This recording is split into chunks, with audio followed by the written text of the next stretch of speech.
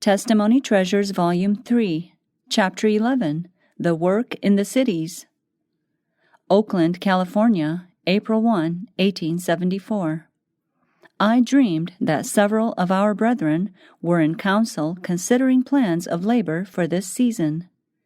They thought it best not to enter the large cities, but to begin work in small places, remote from the cities. Here they would meet less opposition from the clergy and would avoid great expense. They reasoned that our ministers, being few in number, could not be spared to instruct and care for those who might accept the truth in the cities, and who, because of the greater opposition they would there meet, would need more help than would the churches in small country places. Thus, the fruit of giving a course of lectures in the city would, in a great measure, be lost. Again, it was urged that because of our limited means, and because of the many changes from moving that might be expected from a church in a large city, it would be difficult to build up a church that would be a strength to the cause. My husband was urging the brethren to make broader plans without delay, and put forth in our large cities extended and thorough effort that would better correspond to the character of our message. One worker related incidents of his experience in the cities, showing that the work was nearly a failure, but he testified to better success in the small places. One of dignity and authority, one who is present in all our council meetings, was listening with deepest interest to every word. He spoke with deliberation and perfect assurance. The whole world, he said, is God's great vineyard. The cities and villages constitute a part of that vineyard. These must be worked. Satan will try to interpose himself and discourage the workers, so as to prevent them from giving the message of light and warning in the more prominent as well as in the more secluded places. Desperate efforts will be made to turn the people from truth to falsehood. Angels of heaven are commissioned to cooperate with the efforts of God's appointed messengers on earth.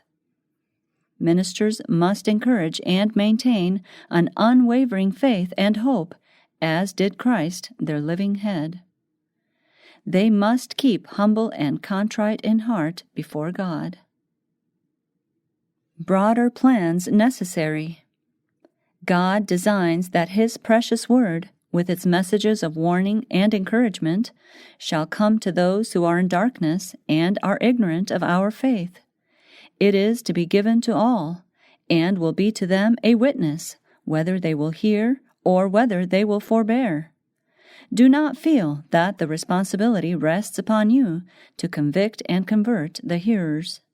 The power of God alone can soften the hearts of the people. You are to hold forth the word of life, that all may have an opportunity of receiving the truth, if they will. If they turn from the truth of heavenly origin, it will be their condemnation. We must not hide the truth in the corners of the earth. It must be made known. It must shine in our large cities. Christ in His labors took His position by the lakeside and in the great thoroughfares of travel, where He could meet people from all parts of the world. He was giving the true light. He was sowing the gospel seed. He was rescuing truth from its companionship with error, and presenting it in its original simplicity and clearness, so that men could comprehend it. The heavenly messenger who was with us said, "Never lose sight of the fact that the message you are bearing is a worldwide message. It is to be given to all cities, to all villages. It is to be proclaimed in the highways and the byways. You are not to localize the proclamation of the message." In the parable of the sower, Christ gave an illustration of His own work and that of His servants. The seed fell upon all kinds of soil. Some seed fell upon poor soil, yet the sower did not therefore cease his work. You are to sow the seeds of truth in every place.